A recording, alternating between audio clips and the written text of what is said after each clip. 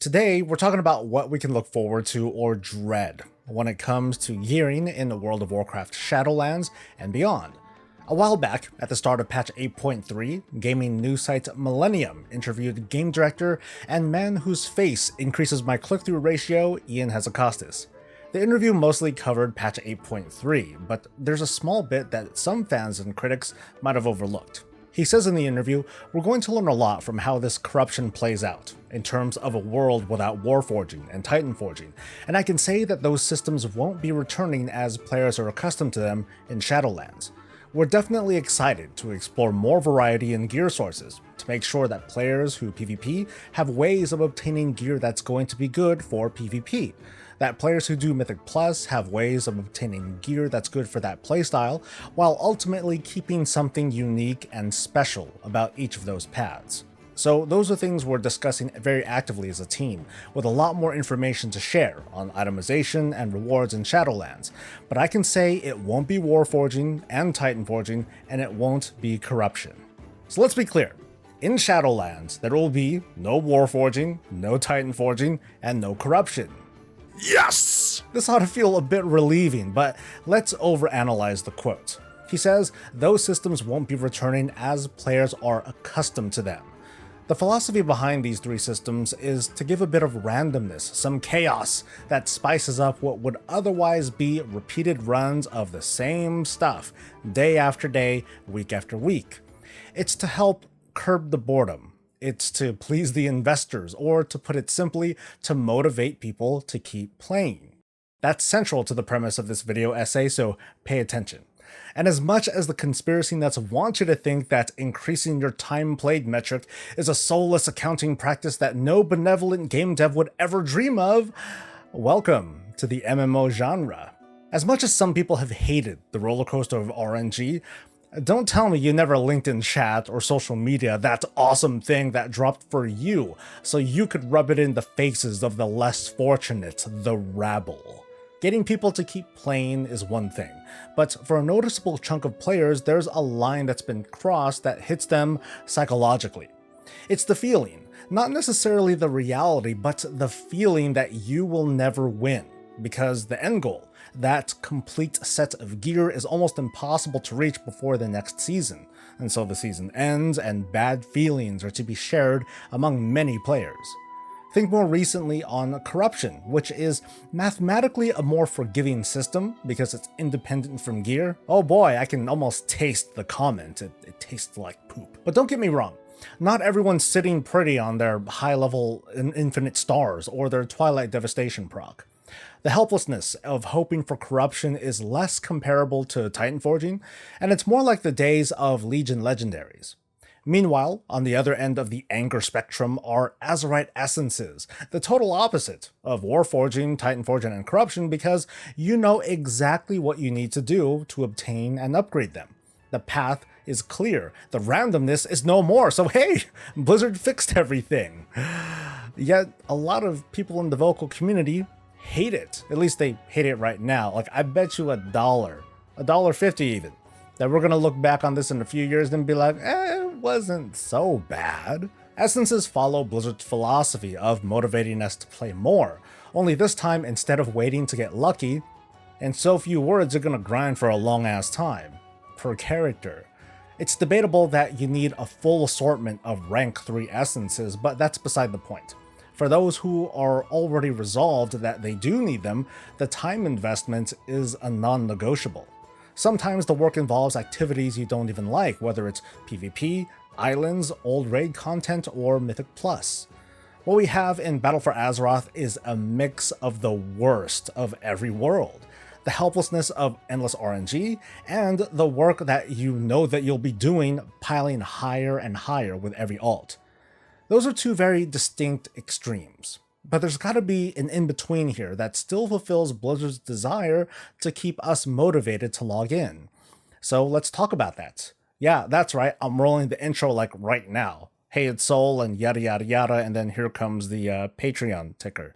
My bloviating is legend. This isn't the first time that I've tackled with this subject, but with the Shadowlands alpha being dangled in front of us like some fresh encrypted meat, I'm going to throw together a few ideas for a future gearing system in WoW that can be developed as early as this coming expansion. It's like low tech, guys. Before we do that though, we've got to address what I'm going to call the problem. The real problem that's led WoW down this direction of gearing weirdness. And it's not simply the decisions of one man, although I am gonna quote him though, once again from the Millennium interview that refuses to stop giving. He says now, in the case of Visions of N'Zoth, we're always excited when we can find a way of marrying our systems to the world we're building and the story we're telling. And as we're telling the story of the old god power corrupting some of the sources of Titan power, it felt like a great place to kind of twist Titanforging a little bit. This is obviously a quote referring to corruption, and how Blizzard is using the Visions of N'Zoth theme to create this new and sort of cool but controversial temporary little thing called corruption. This mandate here of marrying systems to the world has been a thing for a while. I'm not talking about garrisons, or mission tables, or even Azeroth essences. I'm talking about when story has affected the way that we thought of gear. It began with Thunderforging, aka Warforging, the small item level bonuses that started in Mists of Pandaria and lingered until recently. Legion slot-locked our weapons and gave us Titanforging. Battle for Azeroth took up more slots for the sake of temporary expansion features, and more with 8.3. I'm talking about Azeroth gear and the cloak and now corrupted gear. This is just an opinion, much like everything in today's video, but I think Blizzard is wrong. I don't think it's a good idea to take the foundations of WoW, that is, gearing and putting on stuff, and slap a theme on it for 2 years only to unceremoniously tear it off. It leaves us kind of naked and scarred. It sounds visceral, but that's how some players have described that feeling. Now, I'm sure that Blizzard believes that they had a good idea and had the best of intentions, but after seeing artifacts come and go, Warforging becoming Titanforging and then later Corruption, I'm ready for gearing and itemization to be a bit more predictable again. Give us those moments of surprise elsewhere, alright? And then maybe it'll be fun. And I'll be super clear about my coverage of this topic. I don't have all the answers. There are so many pieces to the puzzle of gearing that we'll just be brushing on these ideas. There's no way I can get really deep down and specific without us getting lost in the details, so please, bear with me. Let's set a few goals for gearing. We're going to motivate players to play more. It's kind of vague and obviously what Blizzard wants, so that one's a keeper. We're going to replace extreme luck and extreme work with something more palatable. We're going to hit Ian's point of delivering on gear that is good for its playstyle while keeping something unique and special about where you get this gear from, which I think is arguably the biggest challenge here, but let's see what we come up with. Finally, it's going to be easy to understand and be consistent, which doesn't sound like much, but it's super important to offer up a game system that you can dive into without needing multiple Wowhead articles and videos to explain them. So we have our goals now. Now for an overview of the changes. Most of the randomness on gear, it's gonna drop, it's gonna be gone. So no Warforging, no Titanforging, no Corruption, that's already a given. We're also gonna take out bonus gem sockets, but tertiaries, I think those can stay. I think they've been toothless enough that there isn't enough of an outcry to nerf avoidance of all things. But the big and effective random bonuses, that's gonna be no more. Replacing this chaotic path of luck, we're going to give gear a short and predictable path of upgrades. We're going to give players more control to tweak and move stats in gear, but it's actually not going to be reforging. I'm going to have more on that in a bit. And finally, we're going to add fixed bonuses to certain gear that have increased effectiveness, depending on where you obtain this gear from. This isn't bad. It's almost like your typical MMO champion request thread. Here's the mindset we're trying to deliver. Instead of logging in to farm and hope for that perfect drop from that one mob in that one dungeon, you're going to travel around and farm content that you like or is most efficient for currency, knowing that by the end of your day, you're going to be able to upgrade a piece of gear and tweak its stats for your preferred gameplay.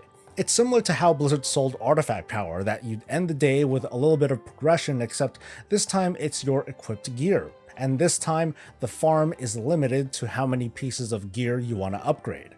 Okay, now let's dive in with how gear upgrades are going to work. Moving forward, gear can be upgraded a number of times, using an easy-to-acquire currency. Remember those lesser charms of good fortune in Mist of Pandaria? It's going to be kind of like that. This currency can be found all over the place in varying amounts, so from daily content to arena strongboxes to dungeon, raid, and outdoor bosses to the daily heroic, the weekly chest, to all the other stuff that I haven't thought of. Since the currency is flexible, players are free to farm the way that they want to, as opposed to being stuck with a certain activity. Which also means that if players decide to funnel themselves into the most efficient activity, well, that's going to happen regardless. What's more, a scrapper kind of feature is going to be in Shadowlands or whenever this is coming in. So let's say you have a fully upgraded helmet, but you find a new one from higher level content, meaning that after upgrades it's going to be better than your current one. Well, you can then scrap your old helmet to get some of that spent currency back and then reapply that to your new gear.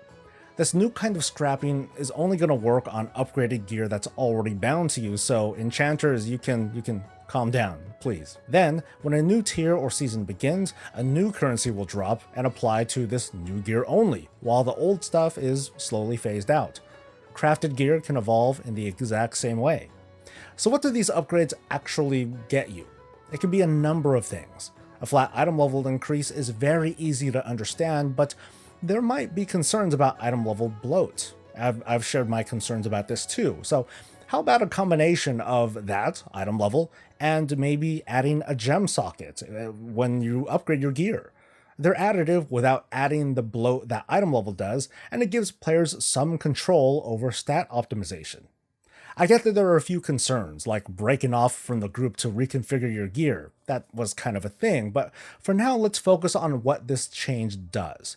It entices players with short-term goals, encouraging them to stay with the game without today's frustrations. It's true that this is going to give players fewer reasons to go back into that same old ABC dungeon or raid because nothing new is going to drop for them, which was the original problem that Blizzard was trying to solve. But upgrades instead will send players to wherever their comfort zone takes them to upgrade that gear. And maybe they'll join you, person, for that raid. They'll join anyway, so they can pick up some upgrade currency while playing together with you. Like I mentioned earlier, small upgrades give players a little bit of something to take home, even if they didn't get an awesome drop that day. Now let's move on to secondary stats. For the past decade,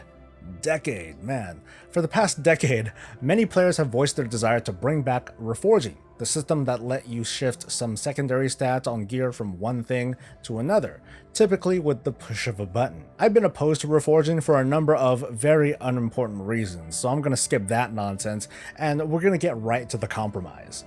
I already mentioned that sockets won't be a random tertiary bonus any longer. What this does is lift some of the confusion when it comes to weighing a piece of gear with a socket versus one without a socket, but hey, it happens to have a stat that you like, you may end up simming it, and so on and so forth. So as a trade-off, we're going to take certain gear. In this example, we'll take rings. We're going to take some of their secondary stat budgets away, but turn that gap into 2 sockets. And this will apply to all rings that drop in Shadowlands. So in practice, you'll be working with the same amount of secondary stats that we do now, but 2 gem sockets worth of stats can be changed to whatever we want. But we don't want a newly dropped ring to feel incomplete unless you're always carrying gems with you, so let's make it so that if a ring drops, it has 2 randomly rolled gems in the sockets. But then of course you can replace them with stats that are more desirable for you. On top of that, upgrading them might get you a 3rd gem socket, maybe. This makes jewel crafting an extremely profitable profession now, doesn't it? Frankly, I'm not all that concerned because, at least in my headcanon, having to gem a bunch of gear was, at worst, it was a nuisance. Ooh, so bad. But let's balance out the power of jewel crafting a little bit. What if you found an upgrade and decided to scrap your super awesome upgraded ring that you had for a couple of months? Well, The scrapper will not only give some of your upgrade resources back, but it also has a chance to return uncut versions of the gems that you used back to you. And then you just need to have them recut. And what if the ring was enchanted? Well, you happen to get some of those enchanting materials back too. Speaking of enchanting, by taking the randomness out of gear drops, we can expand on enchanting a little bit and give them more slots to enchant. So for example, I don't know, the bracer and the chest slot, on top of rings and necks as they are now. So Reforging isn't exactly back, but it is, I guess. Customization is coming back into the hands of the player economy and professions, which is way better than an NPC or whatever. On to the next topic, how do we make gear feel unique to the playstyle? Ian's quote suggests that the team wants to go back to making PvP gear for PvP, dungeon gear for dungeons, and so on and so forth. I had an idea a while back that summed up to having a sort of soft set bonus, like having 10% PvP resilience if you're wearing 4 pieces of PvP gear. That's just one example. This time around, we're going to take a look at procs, bonuses, and special effects that could come from gear, and depending on where it's obtained, those effects will be most effective in that specific game mode. Azerite traits are actually a pretty clear example of showing obvious transparency, where a trait can be marginally effective outside of PvP, but something that might be worth investing into in PvP. It might not be a great example, but that's the direction that we're going in. For example, let's say you get a gladiator sword, PvP sword, that shoots out fireballs. Like, okay, cool. You can take that gladiator sword to your raid, it'll still proc fireballs, and you might still do a pretty good job. But if you're in war mode, or if you're in a battleground or an arena, those fireballs don't just do damage, they do additional damage over time, and they absorb healing for a few seconds. That's even better. Or how about a trinket that increases your haste every 3 minutes? Like, it's an on-use trinket, you use it every 3 minutes, and it has that cooldown when you're in a raid or in PvP. But in a dungeon, that trinket can be used every minute. In order to pull this off, the team is going to have to make quite a few items from all walks of gameplay that have a special effect, an active ability, or a passive ability, that has like a base effect, and then an enhance effect, depending on the content. So that doesn't mean gear won't be able to cross over at all. Not all gear is going to have these effects, but the pieces that do have these effects, they're best suited in the content that they came from. These role-specific items should still let players hold their own outside of their element, but there's going to be a clear divide between a pure PvPer and a pure dungeon runner and a pure raider. Now, is this going to mean that you're going to have inventories full of multiple sets of gear? Well, for those of you who actively PvP and raid and do dungeons at a high level, yes. It also means that if you're not that kind of player, you have less to worry about if a mythic raider were to walk into an arena hoping for an easy win. Unless, you don't have good gear either, then, get smoked, son. So we have these simple systems. Upgradable gear, using professions as a form of reforging or customization, and items that have increased effectiveness in the content that they came from. As unlikely as it is, I hope that this is what we get in Shadowlands, or at least, in the near future. But more importantly, I hope that this is the approach to gearing in WoW going forward. No more crazy changes or gimmicks that change the way that we feel about gearing temporarily. Some of you may find this assembly of old systems boring, and in a way, it is.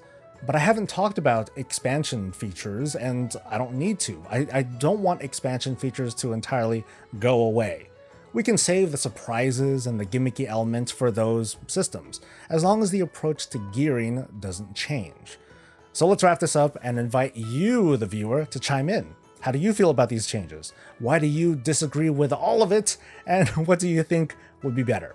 Send me your wall of text, and believe me, when I say that, I read all of it. Stay tuned, because I just might get around to talking specifically about what could be the successor to Corruption, because I couldn't quite squeeze it in this already heavy video. So don't forget to like it if you enjoyed yourself, and subscribe for more of this and all things Warcraft. Until next time, stay safe, stay happy, there's a siren, and stay breezy.